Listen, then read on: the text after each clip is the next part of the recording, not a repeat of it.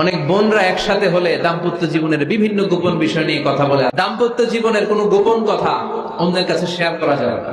যারা দাম্পত্য জীবনের একান্ত বিষয় কারোর সাথে শেয়ার করে তারা সবচেয়ে বড় কবিরা গুনাহ করে। আশরাফুন নাস বলেছেন বিশ্বনবী এদেরকে সবচেয়ে নিকৃষ্ট মানুষ।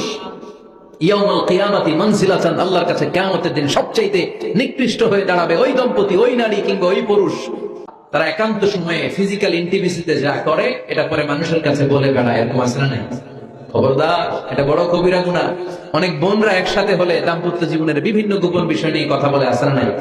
অনেক পুরুষরা একে অপরের সাথে বন্ধুদের সাথে বিভিন্ন বিষয় নিয়ে শেয়ার করে, এটা এমন ওইটা এমন, এগুলো বলা যাবে? আসিবাউ হারাম।